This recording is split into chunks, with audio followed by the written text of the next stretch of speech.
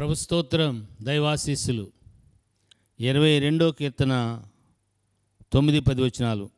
గర్భం నుండి నన్ను తీసినవాడు నీవే కదా, నేను నా తల్లి వద్ద స్తన్యపానం చేయుచుండగా నీవే కదా నాకు నమ్మక పుట్టించితివి. గర్భవాసినైన మొదలుకొని నాకు ఆధారం నీవే, నా తల్లి నన్ను కన్నదిన మొదలుకొని నా దేవుడవు నీవే. దేవుడు తన మాటలు మన కొరకు దీవించునుగాక. ప్రియమైన దేవుని పిల్లారా, బిడ్డలను విశ్వాసంలో పెంచటం అనే ప్రక్రియ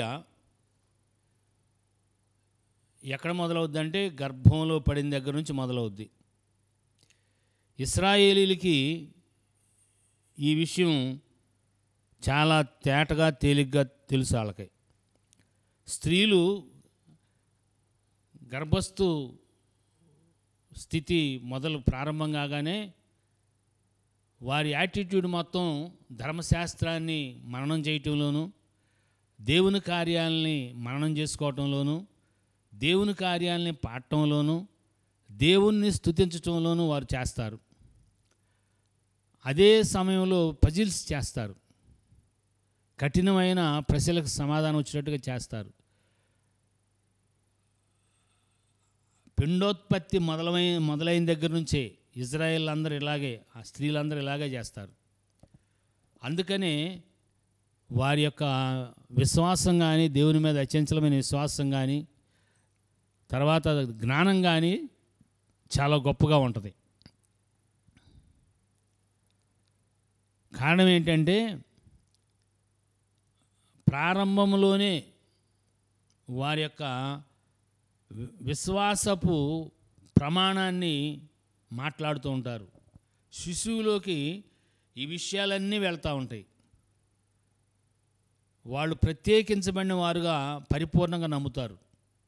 వారు దేవుని ప్రజలని పరిపూర్ణంగా నమ్ముతారు. కారణం ఏంటంటే తల్లి ఆ రీతిగా మాట్లాడుతూ ఉంటుంది, తల్లి ఆ రీతిగా పాడుతూ ఉంటుంది. ఇజ్రాయేల్ చేసిన గొప్ప కార్యాలు, దేవుడు చేసిన గొప్ప కార్యాలన్నీ వాళ్ళు తలపోస్తూ పాడుతూ స్తుతిస్తూ ఉంటారు. వారు అందుకనే చాలా స్ట్రాంగ్గాను విశ్వాసంగాను ఉంటారు. ఇక్కడ దైవజనుడు దావీదు గారు తల్లి అంటే, చరిత్రలో దావీదు గారి తల్లి గారి గురించి ఏముందంటే, యెషయా గారికి ముందు పుట్టిన పిల్ల, ఈ ఆఖరి పుట్టిన దావీదు గారు వేరే అసలు భార్య కాకుండా కాంక్యుబైన్ కొడుకు అని చెప్తారు. ఆమె పేరు కూడా రాశారు. అన్నలు ఈ దావీదుని పక్కన పెట్టినట్టుగా వాళ్ళ తండ్రి వీరిని బట్టి కొంచెం వారి గృహాన్ని వేరుగా దావీదుకి, దావీదు తల్లికి ఒక చిన్న గృహాన్ని ఏర్పాటు చేసినట్టుగా చెప్తారు. అది ఇశ్రాయేల్ దేశం వెళ్ళినప్పుడు ఒక దైవజనుడు వారిని అడిగి తెలుసుకున్నాడని ఆయన సాక్ష్యంగా రాశాడు. ప్రభుదై ఉంటే మరలా నేను పోయినప్పుడు అది కన్ఫర్మ్ చేసుకుంటా. ఆయన తృణీకరించబడినట్టుగా కూడా ఉంది.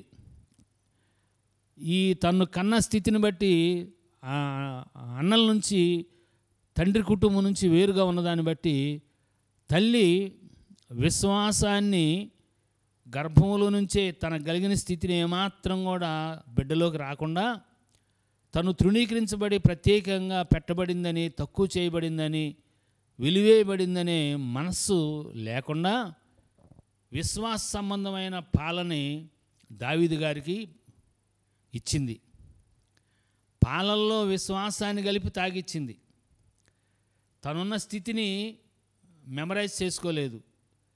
కుటుంబ కలహాల్లోనూ, ఆయా స్థితిగతుల్లోనూ, భార్యాభర్తల దాంపత్య జీవితంలో కొన్ని స్థితిగతులను వారు తలపోసుకుంటూ పిల్లలకు పాలిస్తే పెద్దరిగిన తర్వాత వాళ్ళు అలాంటి వారు అవుతారు.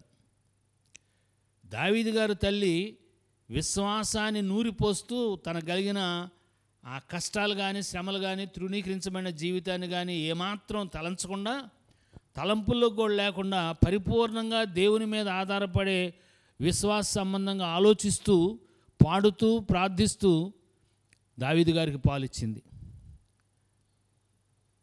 ఆ సత్యాన్ని పెద్దరిగిన తర్వాత 22వ కీర్తనలో రాస్తాడు. 22వ కీర్తన పూర్తిగా సిలువను గురించి, ప్రభువారి సిలువ మరణాన్ని గురించి ఉంటుందనే సంగతి ప్రవచనం అని మీ అందరికీ తెలిసిందే. అది దావీదు గారు రాశాడు.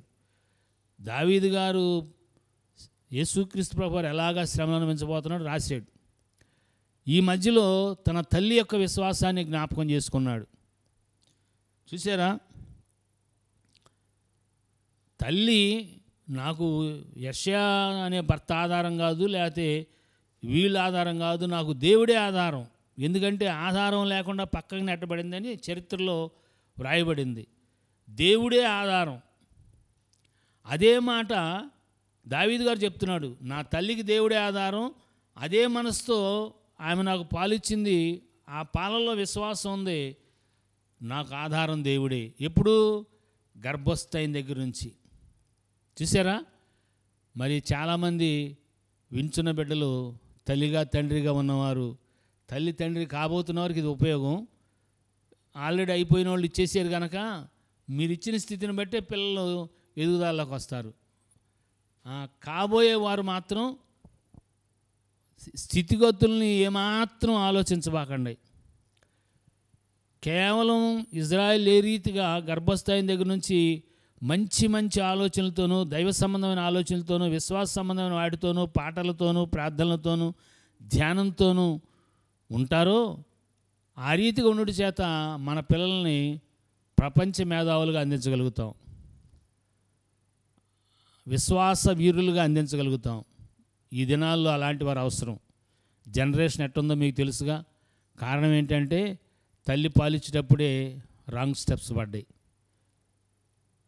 స్వార్థంతో ఏదో ఒక ఆలోచన, ఉన్నతమైన స్థితి, పెద్ద ఎడ్యుకేటెడ్ అవ్వాలి, సంపాదించాలి, మేము బంగ్లాలు ఏని కలిగి ఉండాలని ఎట్లా ఆలోచిస్తా పాలిచ్చి ఉంటారు. వాటి కోసం చాలా తిప్పలు పడుతున్నారు. దావీదు గారి యొక్క సాక్ష్యం మన జీవితాల్లో, రాబోయే తరాల్లో, మన బిడ్డల జీవితాల్లో జరుగునట్లుగా విశ్వాస సంబంధమైన మరి పాలన అందించగలిగిన తల్లుల్ని, తండ్రుల్ని దేవుడు అభిషేకించి మనందరికి అనుగ్రహించునుగాక. Thank you and God bless you.